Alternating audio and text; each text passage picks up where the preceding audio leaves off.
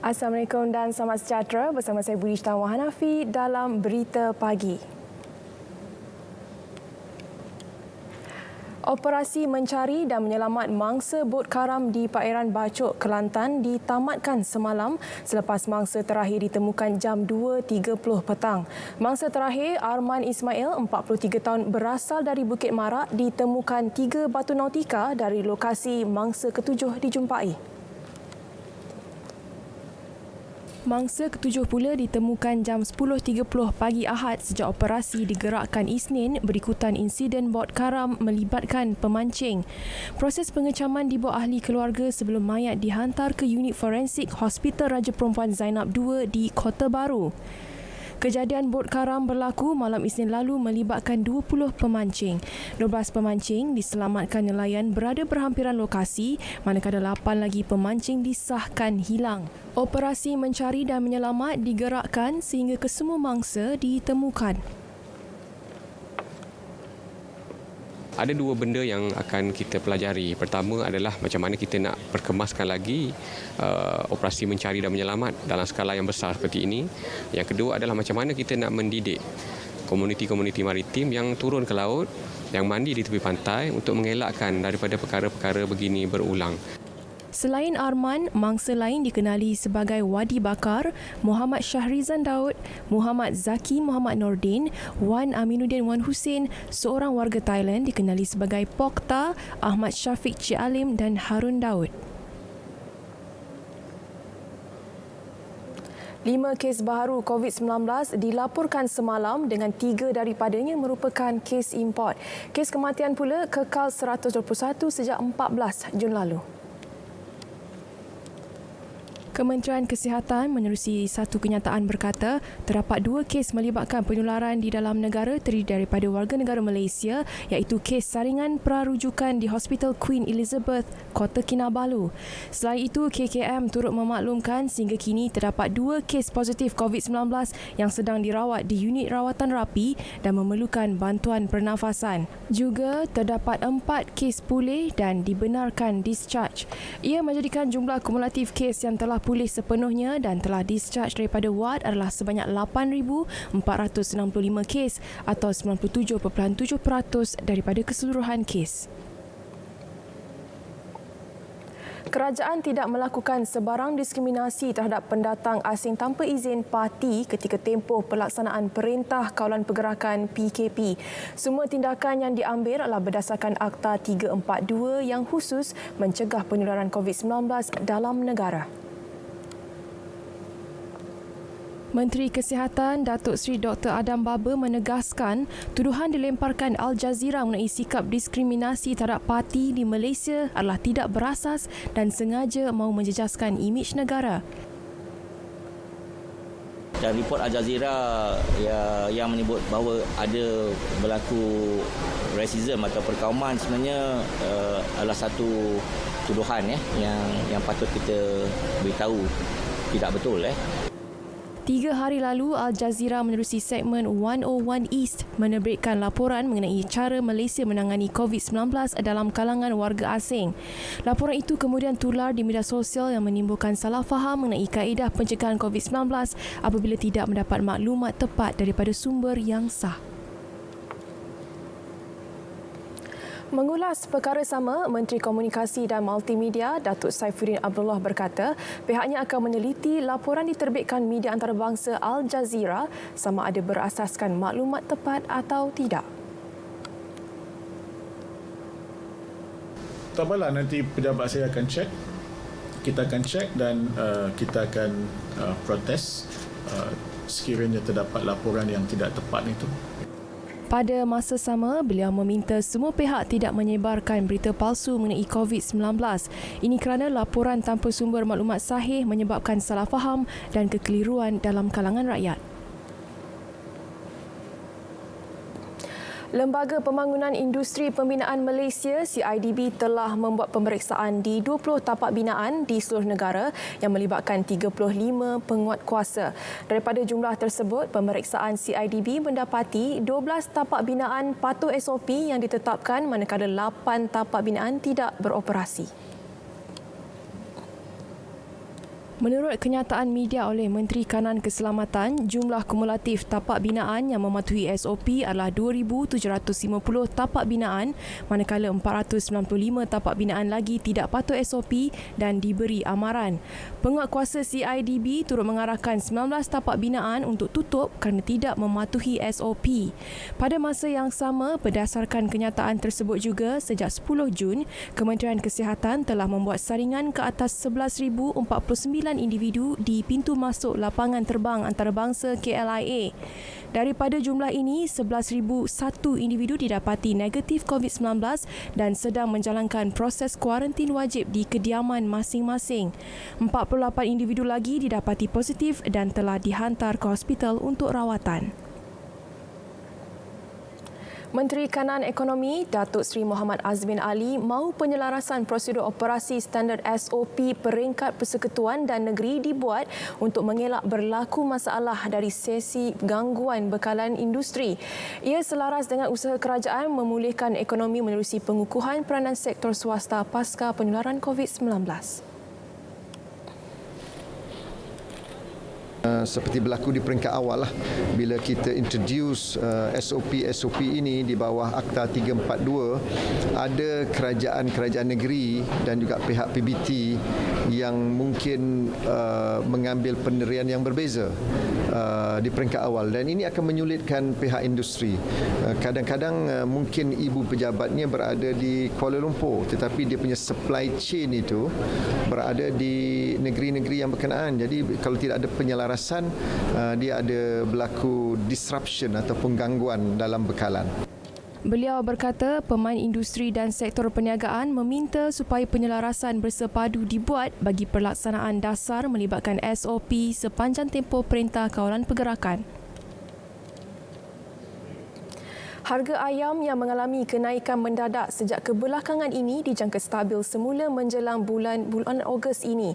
Bagi memastikan tidak berlaku lagi kenaikan harga dan membebankan pengguna, Kementerian Perdagangan Dalam Negeri dan Hal Ehwal Pengguna KPDN HEP giat mengadakan perbincangan dengan peternak dan pembekal di seluruh negara. Penguatkuasa kita dah panggil pengusaha ayam dan juga pembekal ayam yang terbesar untuk berbincang pasal harga. Kita tengok dia punya modal yang dikeluarkan, apakah relevan untuk naikkan harga sebegitu. Jadi apa yang dikatakan bahawa sepanjang PKP baru ni anak ayam dimasukkan ke dalam proses pembelaan tu sikit. Jadi menyebabkan bila masuk sikit jadi hasil sikit. Jadi bila sikit maka penawaran, banyak permintaan, jadi harga meningkat. Tapi dia janji kepada kita, insya-Allah by Ogos dia kata insya-Allah harga ayam ni akan stabil. Kenaikan harga sebelum ini berpunca daripada tindakan pembekal dan peternak ayam mengurangkan ternakan bagi mengelak risiko kerugian sepanjang tempoh Perintah Kawalan Pergerakan PKP. Bertujuan membantu para petani, penternak dan nelayan memasarkan hasil jualan pada skala yang lebih besar. Ke arah itu, anak syarikat kerajaan negeri Terengganu Agrotech Development Corporation Sdn Bhd TADC menjadikan pusat pengumpulan hasil tani miliknya sebagai Pasar Borong Setiu bermula awal Julai lalu. TADC sebelum ini berperanan sebagai pusat penerimaan hasil daripada petani dan membantu mereka memasarkan hasil pertanian, terutamanya tembikai kerana kawasan itu adalah pengeluar utama tembikai di negeri Terengganu. Exco Kerajaan Negeri Dr. Azman Ibrahim berkata, seramai 18 pemborong dan 20 peruncit menjalankan urus niaga di pusat borong itu dan jumlah tersebut akan dipertingkatkan lagi termasuk pelbagai kemudahan lain. Apabila TADC sebagai orang tengah tidak mengambil margin keuntungan yang terlalu tinggi, jadi pengeluar sama ada petani, penternak ataupun mereka yang terlibat dalam industri aquaculture dapat harga yang berpatutan. Dalam masa yang sama, pengguna juga dapat harga yang berpatutan. Kerana masalah selama ni harga yang tinggi adalah disebabkan oleh peranan orang tengah. Jadi apabila peranan orang tengah kita boleh minimalkan dengan kita ketengahkan sebuah anak syarikat milik kerajaan negeri sendiri, insya-Allah masalah ni kita akan dapat atasi. Beliau berkata demikian selepas merasmikan majlis pembukaan Pasar Borong dan Runcit Kampung Telaga Papan di Setiu. Skim Pembiayaan Pemulihan Perniagaan CBRM telah meluluskan 25,178 permohonan usahawan mikro melibatkan peruntukan RM129 juta sehingga 30 Jun lalu. Program di bawah Tekun Nasional bertujuan membantu usahawan yang terjejas kerana penularan COVID-19. Permohonan paling tinggi datang dari sektor perkhidmatan dengan lebih 14,000 permohonan, diikuti sektor runcit dengan 6,500 permohonan. Sektor lain adalah pembuatan, kontraktor kecil serta sektor pertanian. Apa juga bentuk pembiayaan ataupun bentuk bantuan yang telah diberikan kepada kerajaan dapat dimanfaatkan sebaik mungkin dan dapat digunakan khusus tujuan apa permohonan itu dibuat. Sebab adanya peminjam kita atau pemohon kita katanya untuk nak beli barang, nak beli produk semula dan juga memperbesarkan lagi perniagaan, tapi ada juga laporan kita terima, maksudnya dia tak guna pun benda tu tapi dia guna untuk bayar benda lain. Jadi saya harap dapat disiplin sebab post-COVID ini cukup penting untuk mereka bangkit semula dan juga untuk mereka keluar daripada belenggu COVID dan juga untuk mereka memperbaiki keadaan kewangan mereka. Setakat ini, 29,472 permohonan diterima bagi program tersebut. Hampir RM9 bilion diperuntukkan kerajaan melalui penjana kepada seramai 3 juta tenaga kerja bagi menangani kadar pengangguran yang semakin meningkat kesan dari pandemik COVID-19. Peruntukan ini termasuk bayaran sebanyak RM600 sebulan setiap graduan kepada majikan yang menyediakan peluang perantis kepada graduan sebagai usaha kerajaan menangani isu kadar pengangguran dan peningkatkan kebolehpasaran graduan. Insentif penjana dapat memberikan manfaat kepada graduan baru mencari pekerjaan, lebih-lebih lagi dalam situasi sekarang iaitu pandemik, situasi pandemik. Kerajaan menyediakan program Professional Training and Education for Growing Entrepreneurs atau Pro2J sebagai satu program latihan keusahawanan dan kebolehpasaran bagi membentuk dan membimbing para graduan dengan kerjasama pakar industri. Saya berpendapat bahawa Pro2J banyak membantu para graduan dalam mencari pekerjaan, terutama bagi lepasan 2019 dan 2020. Pro2J merupakan platform yang mudah kerana hanya memerlukan telefon bimbit dan aplikasi Instagram sahaja, dan ianya percuma. Pro2J berusaha melahirkan lebih ramai usahawan graduan yang kompetitif dan bersedia ke pasaran global serta graduan pencari kerja yang berkemahiran bagi memenuhi keperluan industri semasa. Mempromosikan kepada kawan-kawan satu batch saya yang belum mendapat pekerjaan buat masa ini untuk apply ataupun meminta pekerjaan melalui direct email yang telah dipaparkan di Instagram pro2j.online. Graduan atau bakal graduan yang ingin mendapatkan maklumat lanjut mengenai program ini boleh layari laman www.pro2j.my. Program Pertanian Bandar melalui Pelan Jana Semula Ekonomi Negara, penjana mampu menjana pendapatan sampingan kepada warga kota jika dilaksanakan secara bersungguh-sungguh. Wartawan Amirul Aizat Muhammad Syafiee ke Perumahan Awam Seri Perlis 2, Kampung Datuk Keramat di Ibu Negara melihat kejayaan program berkenaan.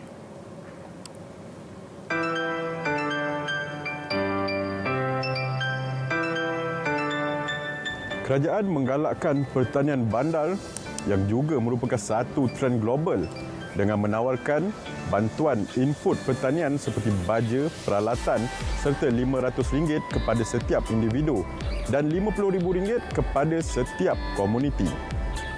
Insentif peruntukan yang diperoleh melalui suntikan ekonomi penjana yang disalurkan kepada komuniti di perumahan awam ini jelas memberikan semangat kepada setiap ahlinya meski projek sudah dimulakan sejak 2014. Bantuan itu pasti memajukan projek tanaman sayur seperti cili, kobis, bayam Brazil, daun kucai, daun kesum, pucuk pegaga, daun pudina dan beberapa pokok buah-buahan lain. Pertanian bandar ini adalah sangat-sangat menggalakkan dan memberi semangat kepada pekebun bandar ini. Dia macam mana penjana yang dimaksudkan ialah semua pertanian bandar ni kita pada mulanya akan menanam pokok-pokok sayur-sayuran, sama ada sayur-sayuran sayur ataupun sayuran yang berbuah. Selama ni kita menjual hasil daripada tanaman yang kita buat, tapi kita jana lagi daripada hasil. Sebahagian besar ahli komuniti juga amat berharap kerajaan akan terus memberikan perhatian kepada projek pertanian dalam bandar dengan peruntukan lebih besar pada masa hadapan. Harapan kami di sini, kerajaan terus memberi perhatianlah kepada projek-projek seperti ini. Pertanian ini sebenarnya menggunakan modal yang tinggi juga dari segi racun. Jadi kita galakkan kalau dapat kerajaan beri perhatian kepada PPR, PPA untuk terus majukan kebun kejiran bandar di dalam bandar Kuala Lumpur khasnya dan khususnya di luar bandar yang kampung lah pun bagus. Kita sayur, seminggu kita belanja beli sayur lebih kurang RM20 lah. RM20 mana kalau kita tanam ni nanti kita dah jimat RM20 seminggu. Di samping tu lebihan kita jual, kita boleh dapat lagi RM20-30. Jadi di situ kalau kita kira berapa dah kita dapat dah. Kan? Di segi sayur, kadang buah-buahan ada betik yang kita tanam tu. Itu kita dah memang dah, orang kata dah tak payah membeli dah. Kan banyak penyumbatan tu. Dalam budaya normal baharu dan kesan langsung pandemik COVID-19, kerajaan terus komited untuk memastikan rakyat terus dibantu dan tidak dibiarkan terhimpit. Konsep pertanian bandar ini mampu menjadi antara penyelesaian paling efisien. Amirul Aizam Muhammad Syafiee, Berita RTM.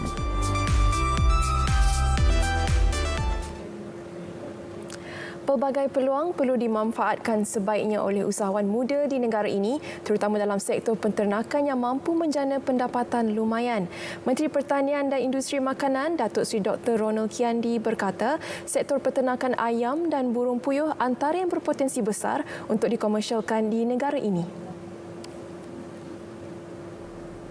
Kementerian terus komited melaksanakan pelbagai langkah proaktif bagi membangunkan sektor peternakan seperti pembangunan dan penyelidikan teknologi berasaskan veterinar. Kini menjadi mendapatkan dana daripada agropreneur muda dan menjalankan perusahaan ternakan mereka masing-masing. Jadi kementerian ini melatih mempunyai teknologi, mempunyai dapatan-dapatan daripada kajian-kajian dan mempunyai teknologi know-how dan kita mempromosi anak-anak muda untuk mencubakan diri dalam keusahawanan dalam pelbagai bidang. Beliau berkata demikian selepas melakukan lawatan kerja di Institut Teknologi Unggas itu di Masjid Tanah. Turut hadir Timbalan Menteri 1 Datuk Seri Ahmad Hamzah. Setakat ini seramai 169 usahawan muda telah berjaya dilahirkan di institut itu selepas menjalani kursus selama 18 bulan. Lebih 7.3 bilion ringgit diperlukan bagi menyelesaikan masalah banjir dan bekalan air bersih terawat secara holistik di negeri Kelantan. Untuk itu, Kementerian Alam Sekitar dan Air KASA akan memohon peruntukan kepada unit perancang ekonomi bagi membolehkan peruntukan itu dimasukkan dalam rancangan Malaysia ke-12 RMK-12. Jelas menterinya, Datuk Tuan Ibrahim Tuan Man, peruntukan itu untuk pelaksanaan 3 perkara utama termasuk projek tebatan banjir di Tumpat, Rantau Panjang dan Pasir Mas. Tebatan banjir juga melibatkan cadangan ke arah NIS dan dalam kajian untuk sebuah empangan bagi mengatasi masalah banjir yang berterusan di Kelantan. Yang keduanya, yang besar juga ialah melibatkan bekalan air. Bekalan air, penggantian paip-paip yang lama, sehingga dah 40 tahun paip-paip yang ada ni menyebabkan kita perlukan kos besar untuk buat penggantian, termasuk juga untuk naik taraf loji-loji yang sedia ada yang perlu diperbesarkan. Yang besarnya yang juga Tunjung, di Tunjung ni dah lulus, iaitu projek pembentungan bersepadu, bukan 600 juta untuk pembentungan. Datuk Tuan Ibrahim berkata demikian selepas menghadiri mesyuarat bersama Menteri Besar Kelantan, Datuk Ahmad Yaakob. Bank Islam menyarankan pelanggan yang masih berdepan masalah akibat COVID-19 menghubungi pihak bank bagi mengatur penyelesaian terbaik sebelum tempoh moratorium 6 bulan dijadualkan tamat pada 30 September ini. Kenyataan Ketua Pegawai Eksekutifnya Muhammad Muazzam menyebut menyedari masalah dihadapi pelanggan, pihak bank telah menyediakan pelbagai penyelesaian. Pihak bank secara proaktif menggunakan segala pilihan yang ada bagi membantu pelanggan termasuk untuk perniagaan kecil dan runcit susulan ketidaktentuan itu. Seramai 394,000 pelanggan telah dibantu sepanjang 6 bulan pelaksanaan moratorium bermula April lalu. Mengakui cabaran ekonomi semasa, Bank Islam telah merangka pelan strategik bagi memastikan keperluan kewangan pelanggan diberi keutamaan selain mencari jalan keluar terbaik menerusi perbincangan bersama pihak bank. Pelanggan boleh hadir ke cawangan Bank Islam terdekat atau menghubungi pusat panggilan seperti nombor tertera.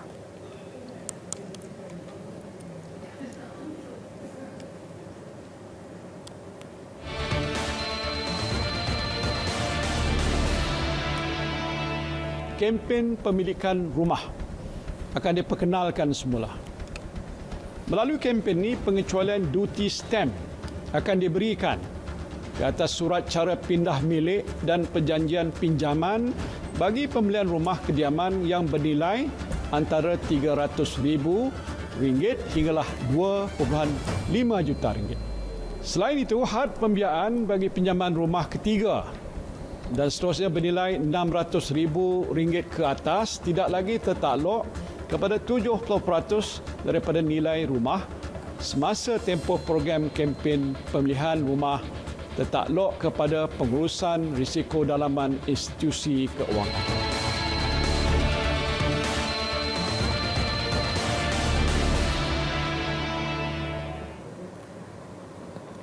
Pelancaran Bulan Kebangsaan dan kempen Kibar Jalur Gemilang peringkat Labuan akan disambut dengan normal baharu menerusi pelaksanaan program secara dalam talian digital. Menurut Pengerusi Jawatan Kuasa Induk Pelancaran Kempen Peringkat Labuan, Dr. Fari Akmal Osman, pelancaran itu akan menggabungkan dua elemen fizikal dan digital. Ini adalah juga kesan daripada kita punya tindakan ataupun mematuhilah SOP COVID ini kan. Jadi kita tidak dapat berkumpul beramai-ramai. Jadi kita menggunakan saluran digital dan juga fizikal kerana kita terpaksa nak limitkan had untuk orang yang hadir semasa majlis pelancaran itu tidak melebihi 250 orang. Beliau yang juga Ketua Pegawai Eksekutif Perbadanan Labuan memaklumkan kempen Kibar Bendera itu bakal diselitkan dengan kempen Rukun Negara menerusi program Info on Wheel IOW Jabatan Penerangan Labuan. 3,000 bendera jalur gemilang akan diedarkan di 27 buah kampung bagi memeriahkan sambutan. Transformasi imej dijalankan Johor FM bakal dijadikan contoh kepada stesen-stesen radio negeri yang lain. Usaha tersebut adalah hasil daripada program-program berkualiti yang dirangka stesen Permata Selatan tersebut.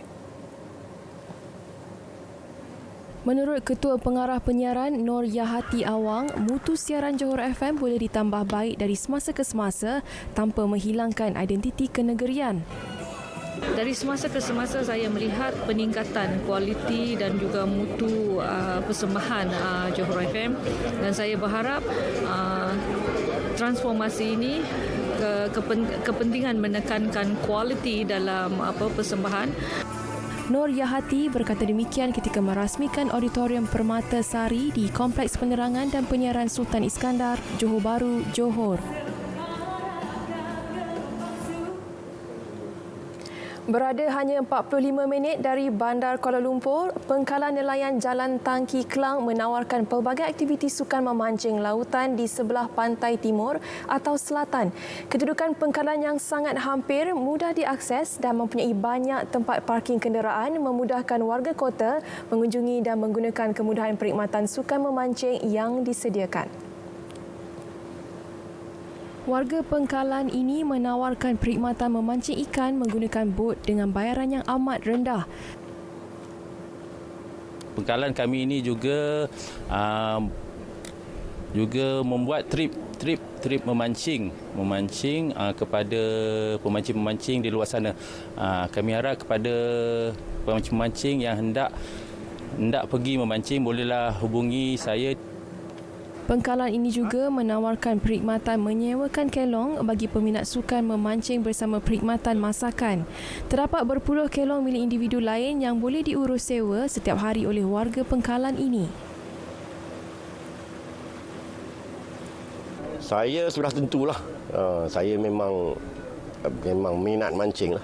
Saya menyerulah kepada orang ramai, kemudian peminat pancing, pengail, jikalau ada masa sudi lapang berkenalan dengan pengkalan nelayan. Selain dari sukan memancing, pengunjung juga boleh mengambil pakej menjala ketam atau menjala udang yang banyak terdapat di kawasan sekitar pengkalan. Kepada sesiapa yang berminat boleh menggunakan perkhidmatan warga pengkalan bagi sukan memancing ini, boleh menghubungi setiausaha pengkalan Zairi Ahmad di talian 011 393 37890. Gajah liar yang bebas berkeliaran di Kampung Jalung, Sungai Siput sejak Mei lalu berjaya ditangkap dalam satu operasi pemindahan haiwan. Gajah yang dinamakan Yop Jalung dipindahkan ke habitat asal di Hutan Simpan Royal Belum, Gerik dengan bantuan 2 ekor gajah denak, abot dan rambai. Operasi pemindahan Yop Jalung melibatkan 11 kaki tangan Pusat Konservasi Gajah Kebangsaan Kuala Gandah, Pahang dan 10 kaki tangan Jabatan Perlindungan Hidupan Liar dan Taman Negara Perhilitan Perak.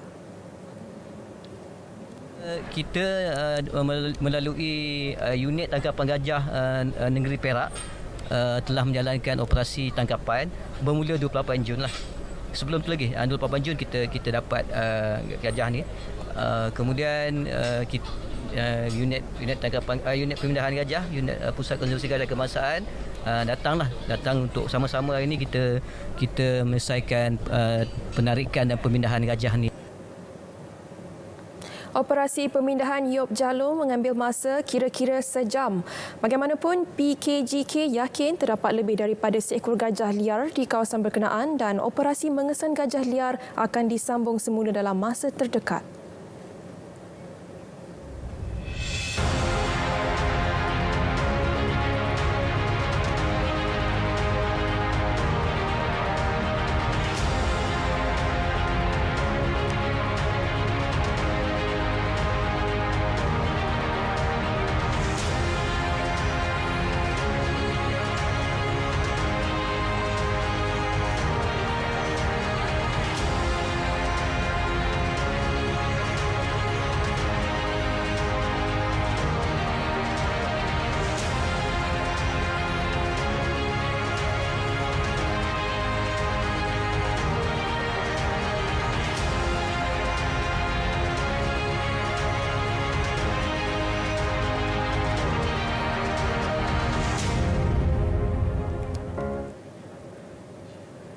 Baik, sedikit berita sukan. 3 tahun selepas tidak bekerja, bekas penyerang Harimau Malaya, Khalid Jamrus terpaksa melepaskan pelbagai koleksi berharganya sepanjang menggelar pemain profesional bagi meneruskan kesinambungan hidup. Selain jersey dan pingat, beliau turut menjual trofi kasut emas yang dimenangi pada 2002. Menerusi bidaan secara langsung di Facebook miliknya, kasut emas berkenaan dijual pada harga RM10,500. Difahamkan tindakan Khalid melepaskan barangan itu atas faktor kewangan selepas 3 tahun tiada pekerjaan meskipun memiliki lesen kejurulatihan B. Kali terakhir beliau memimpin pasukan dalam saingan Liga Malaysia adalah sebagai penolong jurulatih PDRM FA 3 tahun lalu. Sementara itu, tindakan melelong barangan itu mendapat perhatian Timbalan Menteri Belia dan Sukan Wan Ahmad Faizal Wan Ahmad Kamal. Beliau menjemput Khalid ke pejabat untuk mengetahui masalah yang dihadapi bekas pemain itu. Baik, berita pagi berakhir di sini. Kekal setia bersama Berita RTM, maklumat sahih jenama dipercayai. Saya Bu Ishta Wan Hanafi. Assalamualaikum dan kita jumpa lagi.